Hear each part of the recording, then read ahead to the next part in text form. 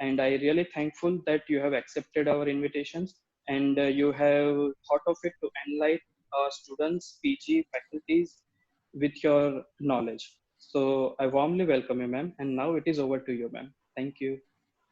Thank you so much. Welcome all. Thank you, Mr. Prakash, Dr. Mehul, and Dr. Niyati for coordinating and organizing such a good webinar and giving me this opportunity to connect with you all. Hope today's session will be good and interesting and beneficial to you. Today's topic is cervicogenic dizziness. Hope I am visible and audible to you, and my PPTs clearly you are able to see. So I think Dr. Mehul, are you able to see my PPT and I am audible? Yes, ma'am. All right. So let's start with today's topic. Today's topic is cervicogenic dizziness. It is very, very common, and maybe you all are aware about this topic. It's a cervicogenic dizziness. So let's start with my introduction. Okay, I have more than 13 years of experience and I am specialized in vestibular rehab. I am dealing with the patient with dizziness, vertigo, any vestibular impairments, anything related to vestibular, maybe concussion or cervicogenic dizziness, anything related to vestibular. I am dealing with those patients. You can find me on LinkedIn.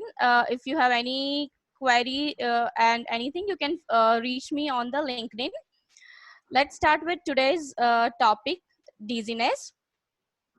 Okay, so what is dizziness? So usually it's a rank amongst highest complaints in the medicine. So probably 20 to 40% of population have experienced dizziness in any point of their life, maybe young age or in elder patient or anything.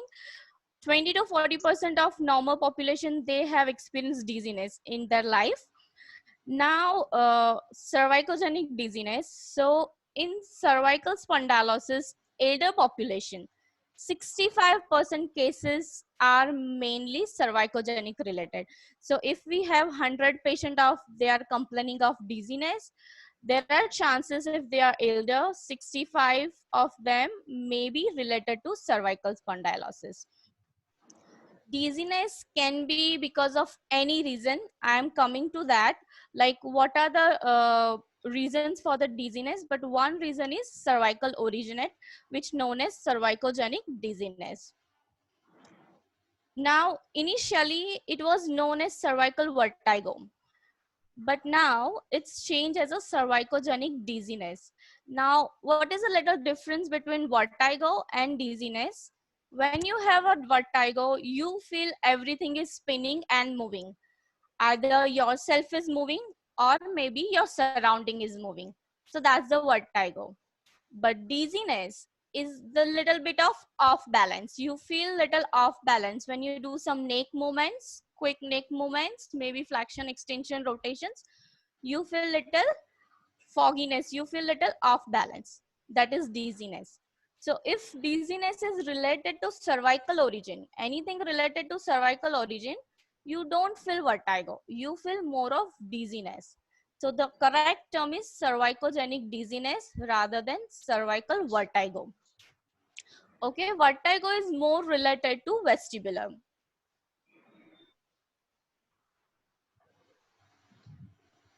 Okay, now what are the cause for the cervicogenic dizziness? Now we learn the definition, right? What is a cervical dizziness? It is a dizziness originate from the cervical originate dizziness is known as cervicogenic dizziness.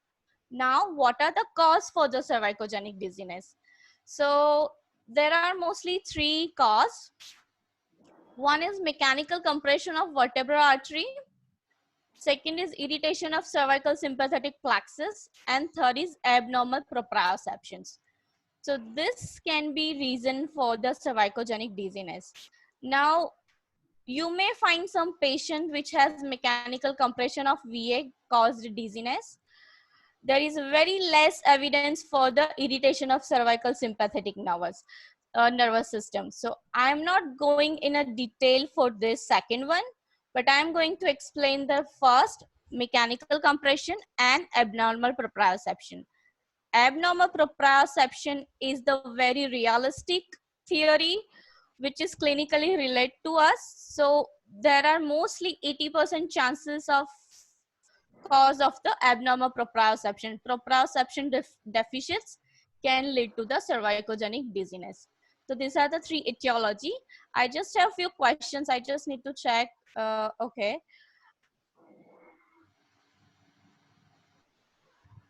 Okay. So I'm audible to everyone. So first we learn about the definition, what is the cervicogenic dizziness, then what are the etiology for the cervicogenic dizziness.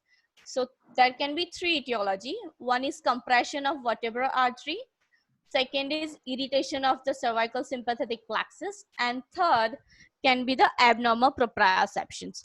Now, if we move to the mechanical compression, we know the vertebral artery enters in the base of skull and take a sharp 90-degree angle when it enters the base of skull. So there are multiple reasons that the artery get occlude and may gives you symptoms of the dizziness.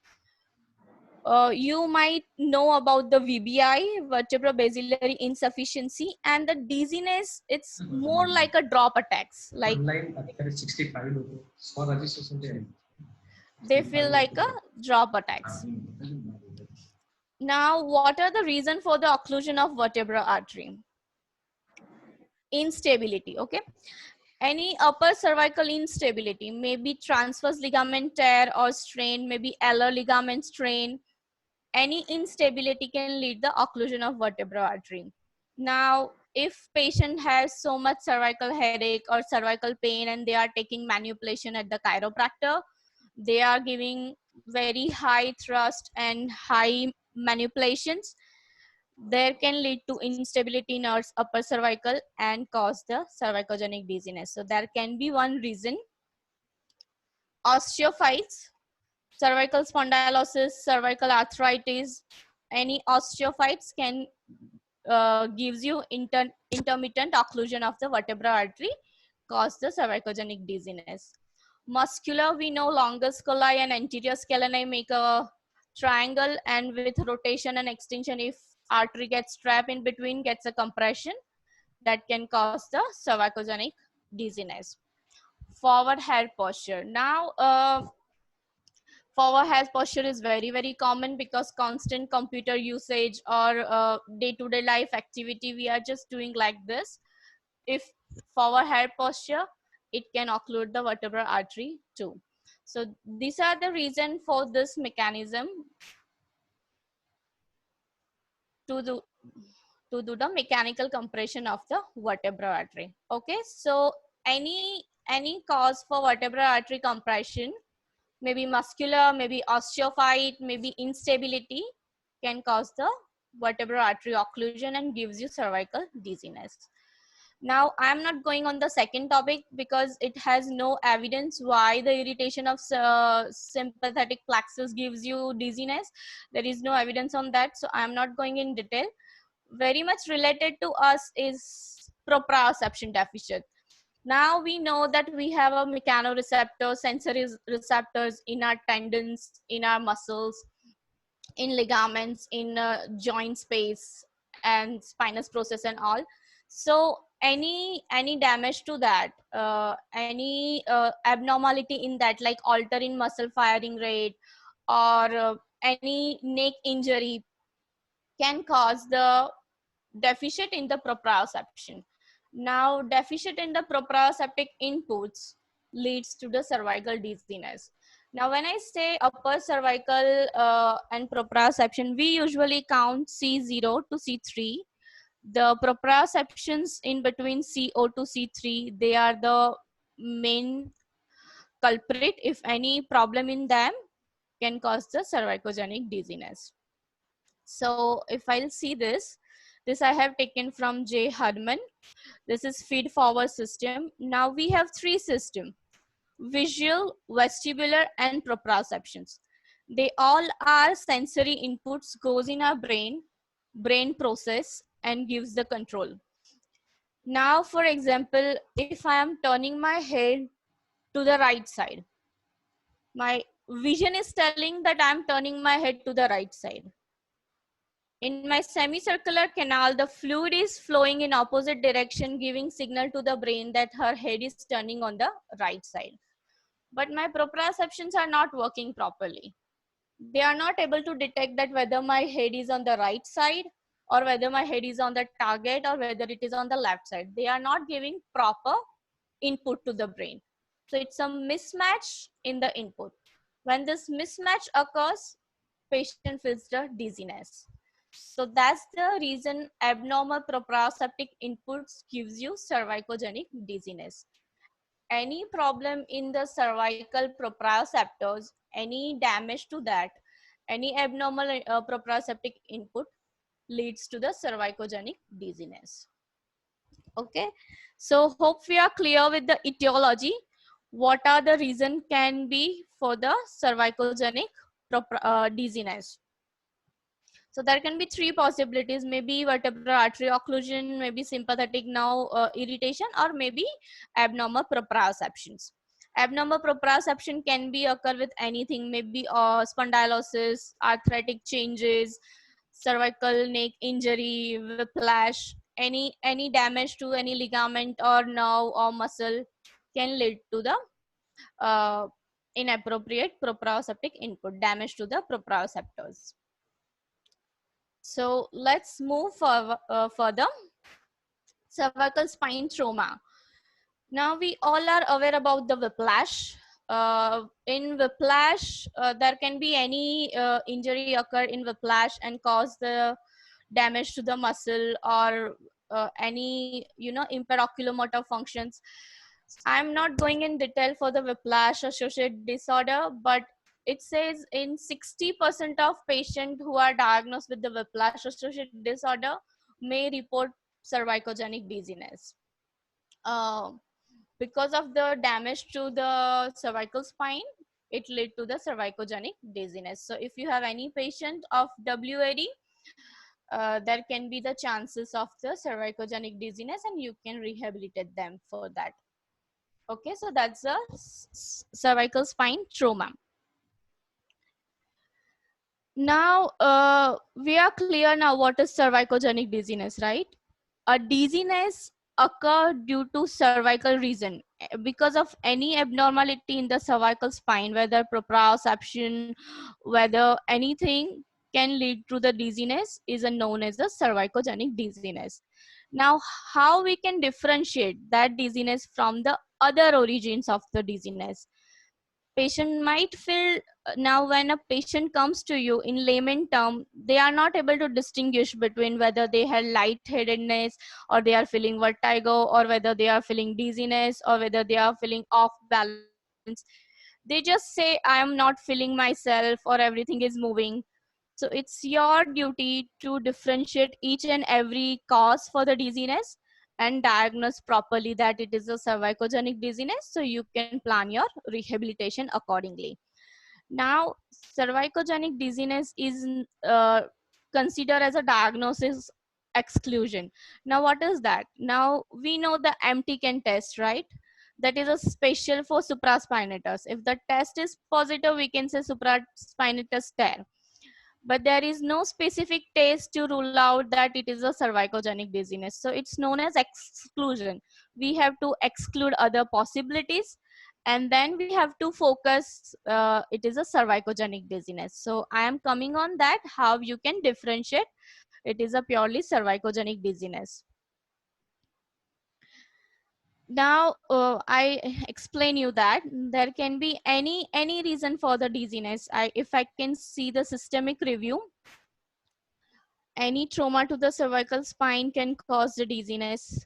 Any blood pressure abnormalities cause also orthostatic hypotension or AFib or any abnormalities. Any pharmacology toxicity, if elder patient is on medication like taking 4-5 drugs and gives toxicity to the vestibular system, may cause the dizziness.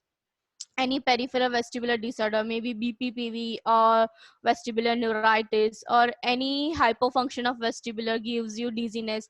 You know it's a vertigo, but patient may not know it's a vertigo, and when they give you history, you may not be able to judge which system is involved and what is the cause for the dizziness.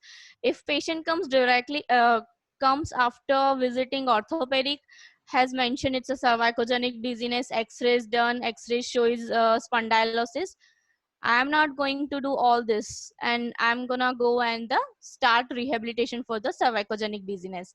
But if patient comes to you without any consultation and they have no idea what's going wrong, you have to exclude all the possibilities, and then you can start your rehabilitation. Now, if we move, there are some flags for dizziness, yellow flags and red flags. Anxiety can cause the dizziness. I had a patient, she was pretty normal when she's sitting, but the moment you ask her to stand, ask her to walk, she shows balance problems, she feels dizzy. We try with the disc hall pike, we try all the tests. Last we put her on anti-anxiety, anti-depression medication, and she recovered. So sometimes anxiety can cause the dizziness, so you have to rule out that also. But it's not a red flag. I mean, you can easily do that. And but for red flags, you need to be very careful because it's a risk, and you need to send them, either maybe you can send them to orthopedic or the neurophysician. So what are the red flags?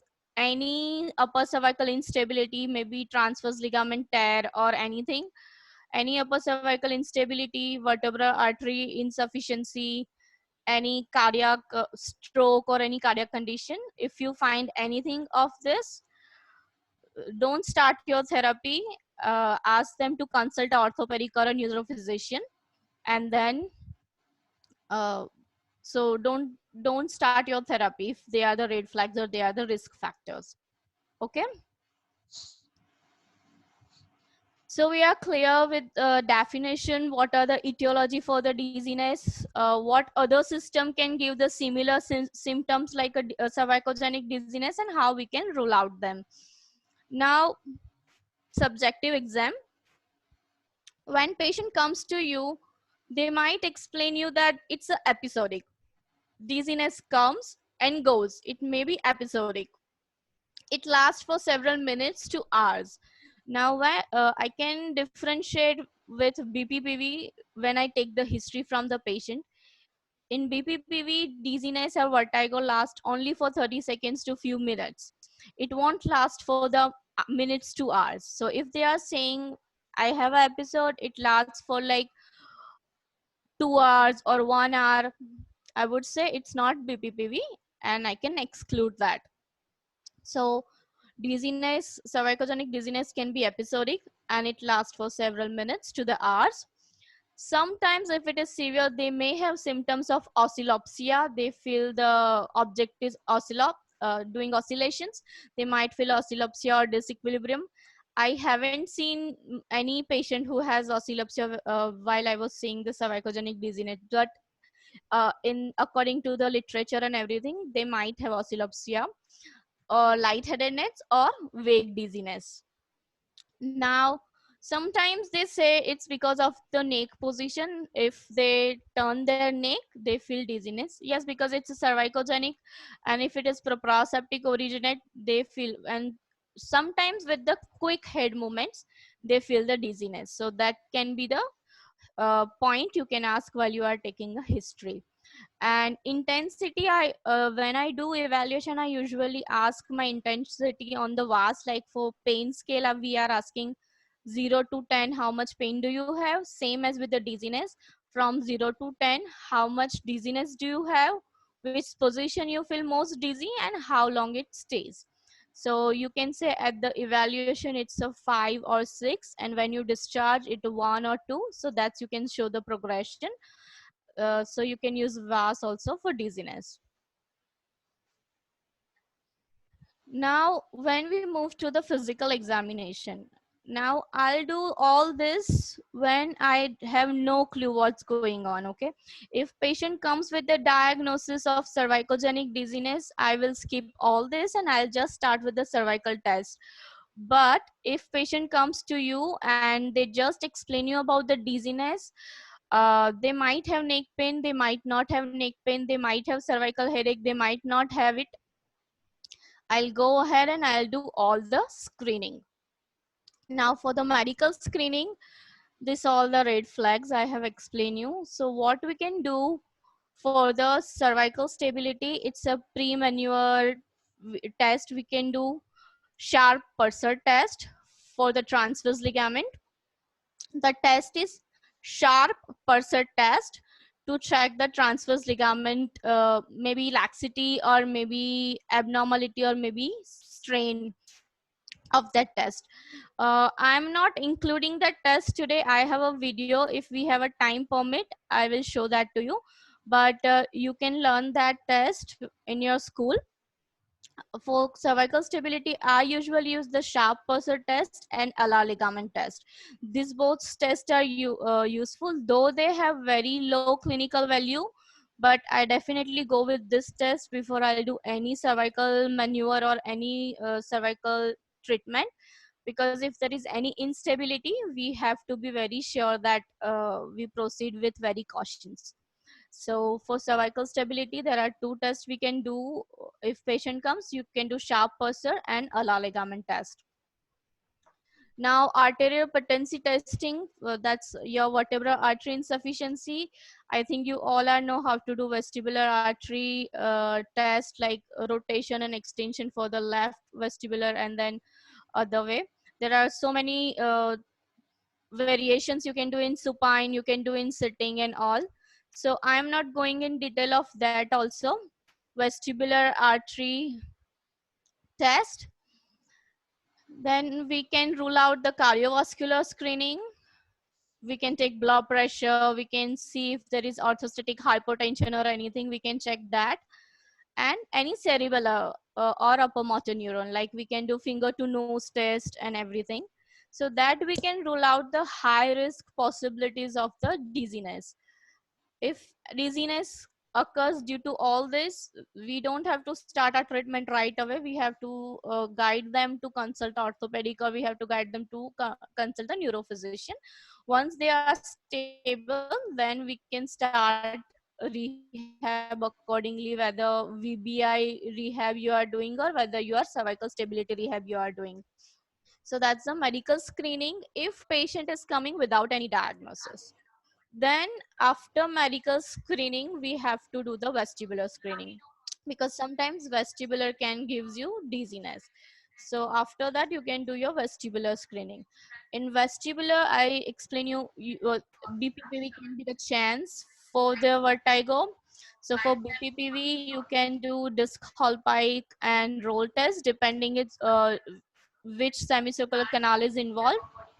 I am not going in detail of BPPV also. This is just a differential right now. So you can differentiate BPPV, you can differentiate VO or hypofunction. I would say dynamic visual acuity test is a very good test for peripheral vestibular. So for quick check, I can go ahead and I'll do dynamic visual acuity test. If the test is positive, that can be the chance of vestibular involvement rather than the cervical involvement. But if all this is negative, then I'll jump to the cervicogenic dizziness. I'll explain you one more time.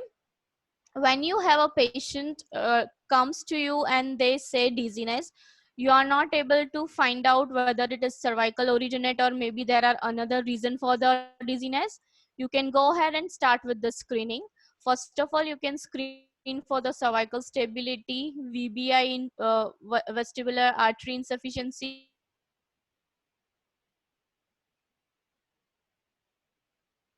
and then you can go ahead and rule out the vestibular involvement. If these two are ruled out, then it's purely cervicogenic dizziness. Now if I have a spondylitic patient or elder patient with the cervical arthritis or rheumatoid arthritis or any changes in cervical spine, I would go ahead and do the cervicogenic testing. And these are the tests for the cervicogenic dizziness, and I'll explain you how we can do those tests. I just need a model for that, so just give me a 1 minute break.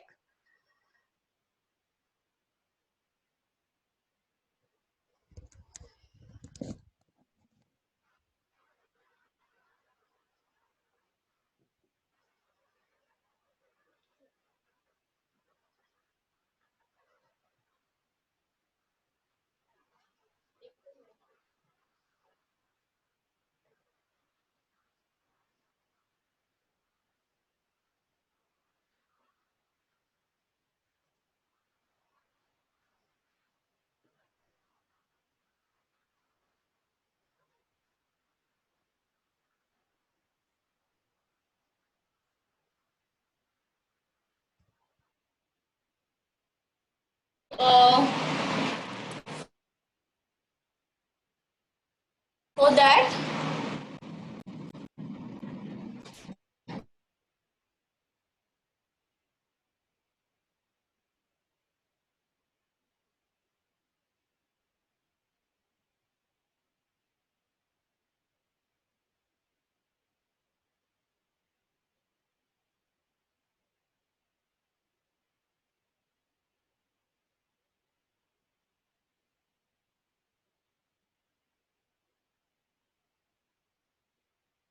in the proprioception.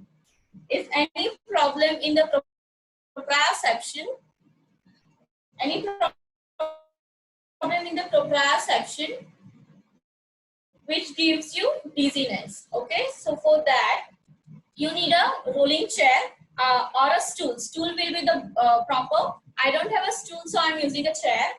You ask the patient to focus on a target. Can you please keep looking on the target? Don't let them move their head. What you need to do, you just need to rotate that trunk 30 to 45 degrees. You just need to keep looking at the target. Okay? Maybe right side or left side. Are you feeling dizzy? Okay, so now the head is still, but the trunk is rotating. If any abnormality in proprioception gives dizziness to the patient. If patient says they are feeling dizzy, the test is positive. This is a neck torsion test. Same way, can you please keep looking on the target? Do not move your head, okay? And you move the trunk. Are you feeling dizzy? No. So very simple test, neck torsion, don't allow to move the head, only trunk. Check with the right side, check with the left side, 30 to 45 degree rotation on the rolling chair. So that's a neck torsion test. If patient have any symptoms or if they feel dizziness, the test is positive. So you just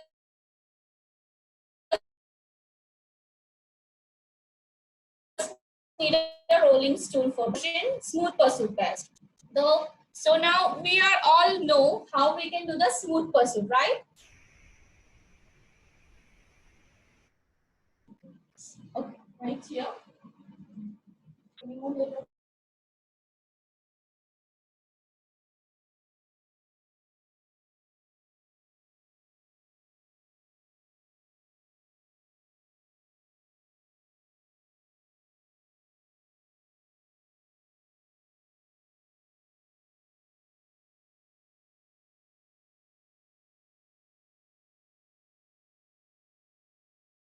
For the smooth pursuit. But what we need to do here, we don't need to do the plain smooth pursuit. We need to do with the neck torsion. So what we can do, we ask the patient to focus on the target 45 degrees. Maybe you can turn on the left side, maybe you can turn on the right side, and then ask the patient to follow the target.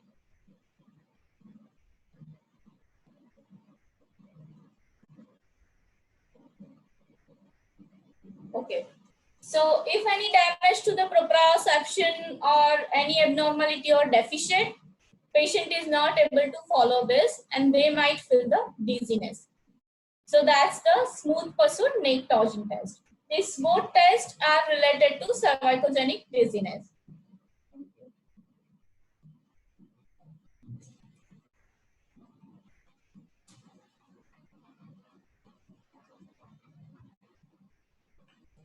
Okay, so are we clear with the neck torsion test and neck torsion smooth pursuit test? I will show you how we can do in clinic in a picture. Just like this. You just need a rolling stool. The patient is focusing on a target and trunk is rotated 45 degrees to other side. If any dizziness occurs, the test is positive. That's the smooth pursuit test. Sorry, neck torsion test. Now, cervical,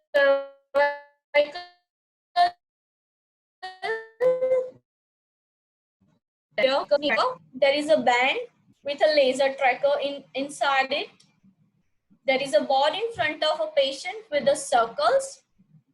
What we do in that test, we ask the patient to put the laser on a point, on a target. Then you can close your eyes, passively move head on the right side or left side or flexion or extension. I am doing on the right side. Close the eyes, right side. Now ask the patient to return back to the target with your eyes closed. Now you have to check the beam. Where is the laser? And measure that angle. If the angle is more than 4 degrees, there is a joint position error. They are not able to return back on the position. So that's the JPET test. I will see if I have a picture for that. Yes, just like this. So there is a laser here. A tracker is a device with the band. So they put laser here on the target. Ask them to close the eyes, passively rotate the head, right side or left side. Then you can check on the upper flexion and extension, maybe flexion and extension. Usually we do 6 attempts, but practically it's not possible with that patient. So best out of 3 is a practical thing. So you can do 3 times. So if when they are returning back, if the laser beam is here, you can check the angle. So if it is outer of second ring, anywhere here, anywhere here, anywhere here, then the test is positive. If it is here, that's fine. But if it is outer second ring, the test is positive.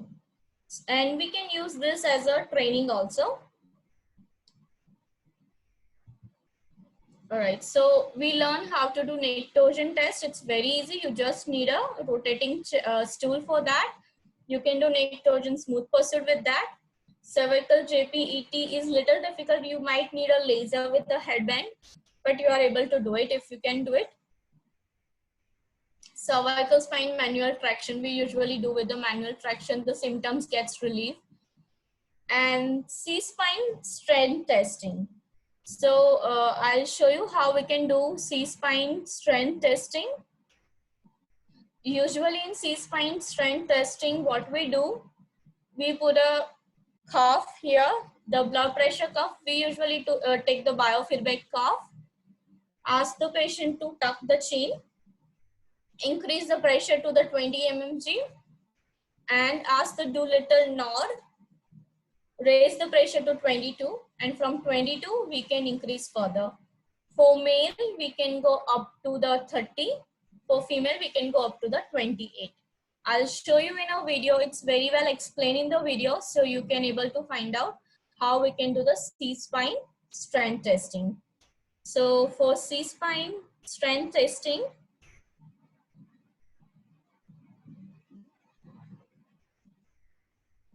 okay,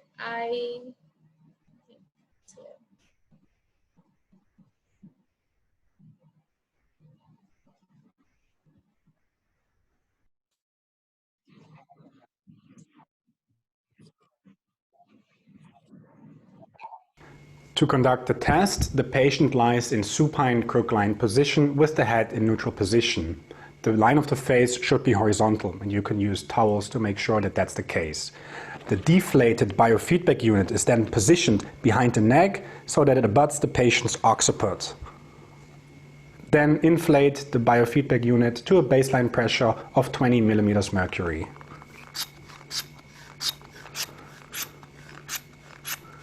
Then the test is performed in 2 stages. For stage 1, the patient is asked to slowly perform a head nod, as if the back of their head was sliding up the bench until they reach a pressure increase of 2 millimeters mercury, so from 20 to 22, and to hold this position for 2 to 3 seconds before they can relax and return to the starting position. In case your patient has an apical breathing pattern, the nod is performed on exhalation.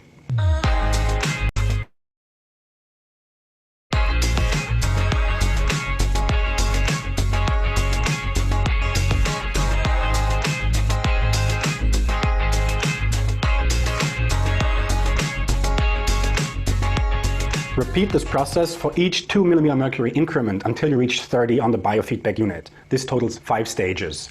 The stage that the patient is able to achieve and hold the pressure for 2 to 3 seconds with correct craniocervical flexion is the baseline measure.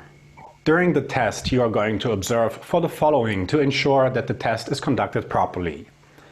Analyze the motion of the head nod. With each stage, there should be an increasing angle of rotation. Patients might use more of a head retraction or lifting of the head in order to achieve the pressure increase. Furthermore, there should be minimal palpable activity of the sternocleidomastoid or anterior scalene muscles until the last 1 or 2 stages of the test, if at all. Also, the patient should be able to relax and return to the baseline pressure of 20 millimeters mercury between attempts. Stage 2 is performed if the patient is able to achieve stage 1 of this test without substitution movements. In this stage, you are going to test isometric endurance of the deep cervical flexors. The patient is in the same position as in stage 1. Then they perform the head nod to the lowest level, so 22 millimeters mercury, and hold this position for 10 seconds. If they are able to perform 3 10-second holds at that level, they can continue to the next level, which is again 2 millimeters mercury higher. You will check for the previously described compensatory strategies as well as jerkiness during the hold or a reduction of the pressure during the 10-second isometric contraction, which may indicate weakness or fatigue of the deep cervical flexors. Okay, so I think you got little idea how we can do that.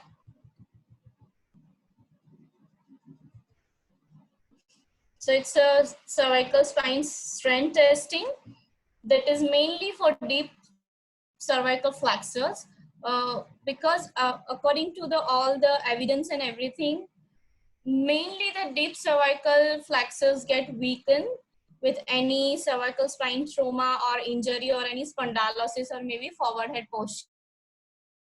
There is a fatigue or a weakness in the deep cervical flexors. So for the rehabilitation, rather than starting with isometric exercise, we start with the deep flexor strengthening. So for the C-spine strength testing, I would go with that deep cervical strength test that with the cuff we show. We can start with the 20 mmHg and then we can increase 2, 22, 24, 26 like that. We will reach up to the 30 for the males and we will reach up to the 28 for the females. We will use that for test also and we will use for the strengthening also. Then we can do the deep cervical endurance test. So how we can do deep cervical endurance test? We ask them to lay down on supine, tuck the chin and lift the head, lift the occiput from the plane and hold there for a 30 seconds. So that way you can do the deep flexors endurance test. After deep flexors endurance test, you can go with the deep cervical extensor strength test. Okay, so that's how you can progress. That I'm gonna cover in the rehabilitation, how we can progress with the strengthening. So when the patient comes to me and if I know it's a cervicogenic dizziness or if I need to diagnose it as cervicogenic dizziness, I'll go with the test. I'll do neck torsion test. I'll do smooth pursued neck torsion. If you have equipment, you can go with the joint position error test, and you can do the strength test. So then you can do cervical spine. I would say active range of motion, passive range of motion. I usually do passive range of motion. I'll make sure I don't go with the lower cervical. I'll go with the upper cervical only. Ask patient to the lay down, and I'll take their head in my hand, and I'll see the rotations, available rotations, side flexions, and all the range of motions, and I'll check the strength of the cervical spine. So that's how you can do the physical examination for the cervicogenic dizziness. Now, intervention, how we can treat them, how we can rehabilitate that. So it is not, evidence says there is no much relation with the neck pain and the dizziness. They might have pain 6 or 7 on VAS, they might not have dizziness. They might have dizziness 6 or 7, but they might not have headache, or they might not have neck pain. But if your patient has cervical pain or inflammation, you can go with the modalities. I think you all know in your orthopedic, like electrotherapy, which modalities you can use to reduce the neck pain.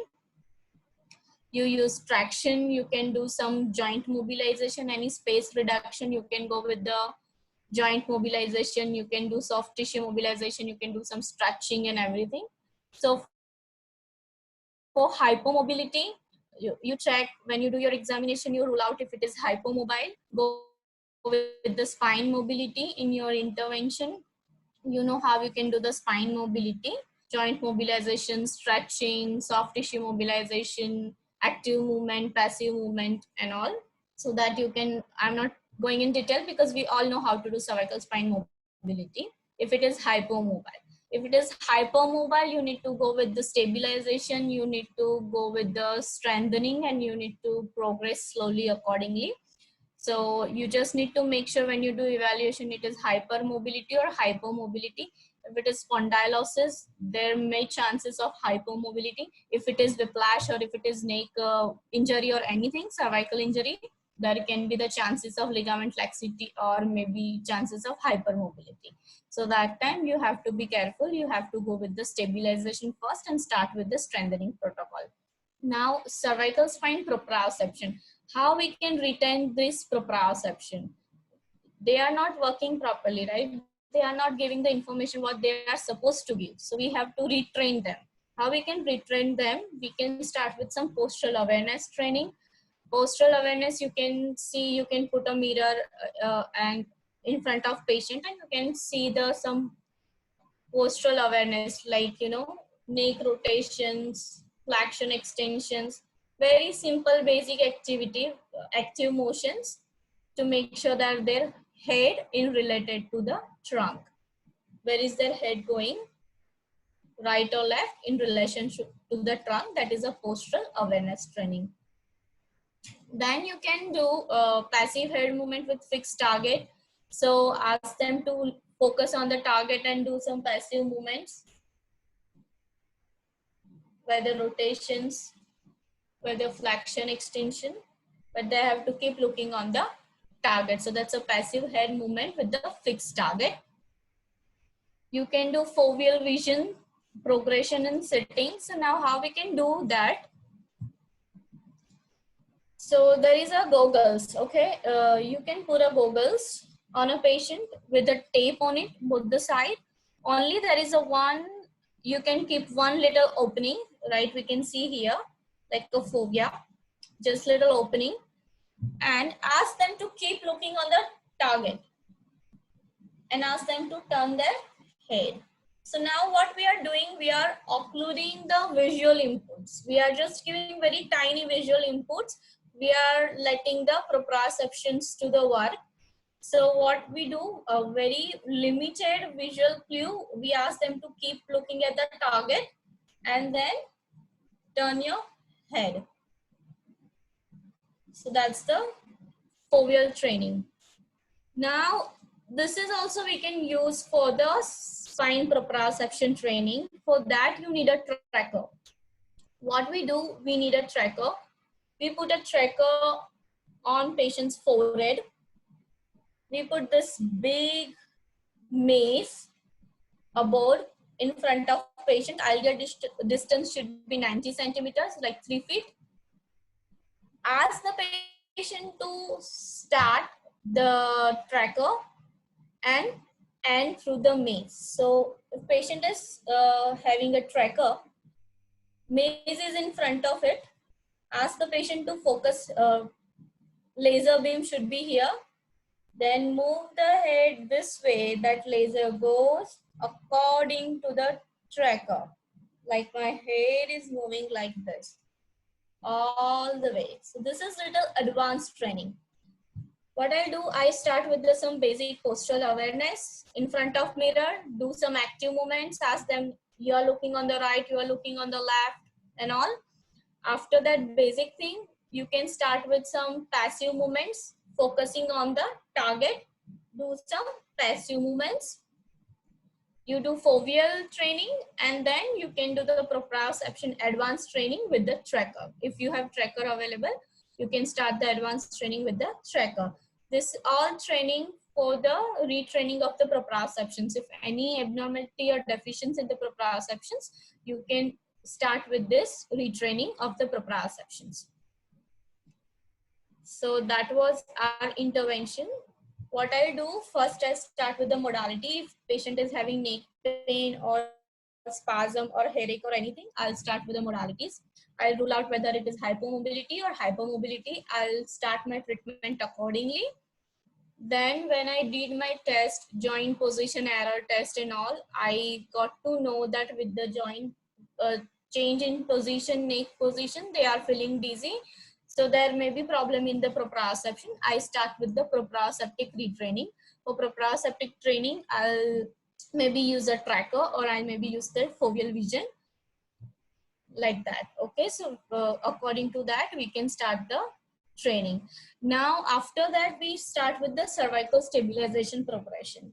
Now it says, we know the dizziness is very common in cervical injury or whiplash or any injury, or maybe, you know, abnormal head posture or anything. So they say strengthening to the particular muscle, strengthening of the deep flexors, our longus colli and our longus capitis and rectus capitis, that all are neck deep flexors. Strengthening of this muscles is very essential than the strengthening of the cervical muscles. So if what I do, I always start with the deep flexor strengthening. Sorry, 1 minute.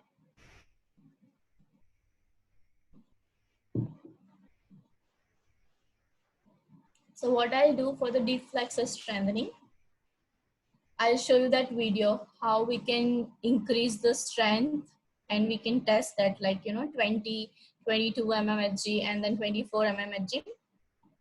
I'll first check the strength of the deep flexors with the biofeedback apparatus with me.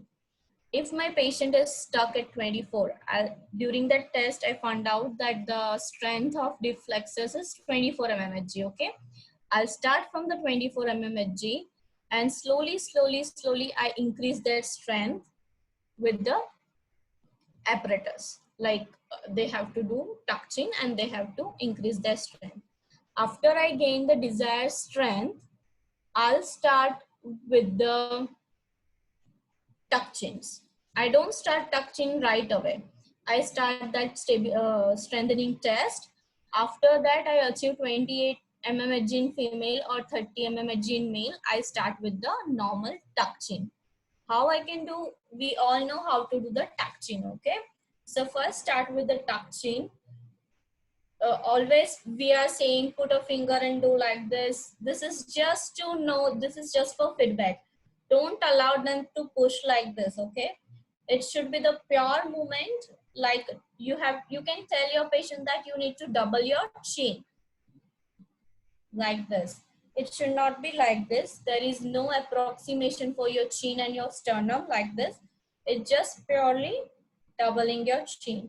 So this is a normal chin tuck. Ideally, we can say 3 seconds hold is required. So, and you can go 5 to 6 or repetition. I usually start with the 5 or 6 repetitions with 3 seconds hold. The touching. Okay, after active touching, you can progress with the strengthening. I mean, you can go with the isometric touchings. Now let's see how we can do the touching and strengthen the deep flexors. So how I can do deep flexors progression?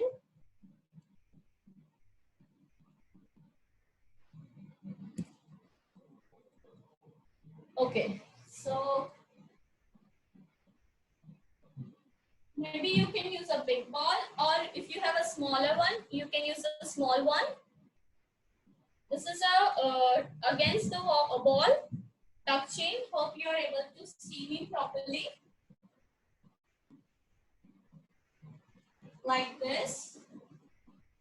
And I'll ask the patient to do little nod. With a tuck, little nod. And relax. Relax. Relax. Okay, so that's a touching against ball. After that, I can progress with the against wall. How I can progress? Hope I am visible. I'll ask the patient to do like this. With little nod. 1, 2, 3, relax. 1, 2, 3, relax. 1, 2, 3, relax. So you can do simple touching, then you can do against ball, and you can do against wall. Then you can do 45-degree angles, like I'm 45-degree angle to the wall, and I'm doing little touching. Okay, so that's how you can progress with your deep flexor strength. After that, so what we can do, first we check the strength, how much strength they have with that apparatus, biofeedback apparatus. After that, you can start with the touching. After that, you can do deep flexor strengthening. Maybe you can use ball, or maybe you can use a small ball. You can use your hand, anything. Then you can check endurance. After that, I progress with the endurance. What I do, I ask them to lay down on a plane and ask them to lift the head. So just little nod and tuck. So my occiput is away from the plane with 1 finger gap.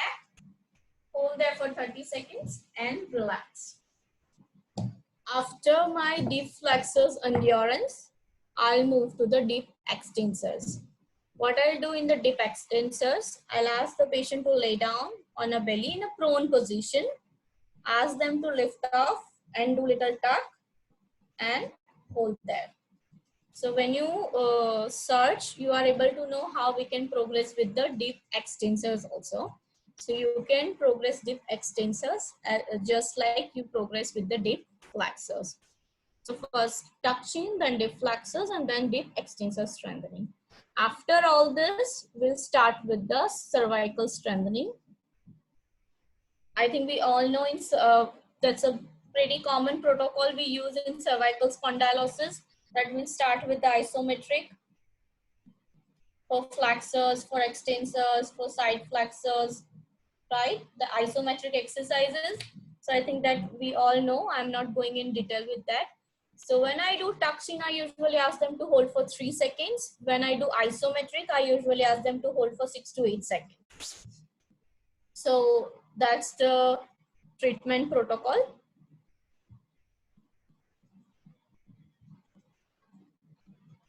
Okay, so let's revise one more time.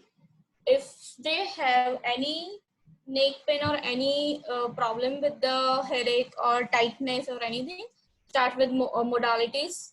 When you assess whether what is the cause for the cervical dizziness. Maybe it's a spondylosis, maybe it's a hypomobility or hypermobility. You can plan your treatment accordingly. Rather than starting directly with the cervical isometric, start with the deep flexor strengthening, start with the deep extensor strengthening, and then start with the cervical strengthening. We are pretty much clear with the test. Tests are also very easy. You can do the neck You can do the neck torsion, you can do neck torsion smooth pursuit. We can definitely get a laser and make it at home. I mean at your clinic for joint position error test. And then C-spine strength test. We can use our BP cuff for the strength test. Now cervical ocular exercises. Now there might be an issue with the, like they said, oscillopsia is one kind, you may get one symptom of that. Vestibular gives feedback to the eyes, just like that the proprioception gives the feedback to the eye, and there might be some ocular abnormalities you can find with the abnormality in the proprioceptions. So there is very limited evidence the help of cervical ocular exercises. Still they are saying the cervical ocular exercises helps in cervicogenic dizziness. So we can go with that exercise too. In that you can go with the VOR exercises, VOR 1 or VOR 2, like that. So I'll show you. I'm not going in much detail of VOR exercises, but you can start with the, like you can ask the patient to keep on looking at the target and moving your head. This is VOR 1. Maybe you can do flexion extension. Maybe you can do the rotation. Just like that, there are VOR 2, VOR 3, double VOR. So there are other exercises for VOR. So you can incorporate slowly. So what happen if you have any patient come to you, ideally I call them 3 times in a week, and start with, and if any pain is there, start with the pain management, then start with the strength, first of a stabilization, and start with the strengthening. And if I'm going to do any manual therapy, I always make sure I'll do pre-manual test. I'll do sharp cursor and alar ligament test to make sure that there is no any upper cervical instability, and then only I'll go with the manual therapy. So that's the overview of the cervicogenic dizziness. Now we are clear what is dizziness, what is vertigo. We are clear what is a cervicogenic dizziness. So anything dizziness related to cervical, it's cervical origin, it's a cervicogenic dizziness. It can be because of the occlusion of the vertebral artery. It can be because of the irritation of the sympathetic nerve. But the most common cause is abnormality in the proprioception input. So that's the reason for the cervicogenic dizziness. It comes in episodes. It stays for few minutes to few hours. We might get a lot of patients with the spondylosis have dizziness because if they are traveling, they are commuting on 2-wheelers or 4-wheelers on this bad roads, they might have some laxity, ligament laxity. They might feel some dizziness because of that. So we need to rule out. We have to rule out other systems that it's not vestibular, it's not central nervous system, it's purely cervical origin. And then we can start the protocol for that. Always make sure that you go very easy and smooth when you are treating patient, even with the strengthening or isometric exercises. And I'll show you a sharp cursor test now. It's pretty easy. You just need to palpate the C2. You need to use your index finger or maybe whip space, or maybe your thumb on the C2. You ask the patient to do a little nod, a little flexion. In this position, if it's a compression, core compression is there, they're gonna start feeling the symptoms.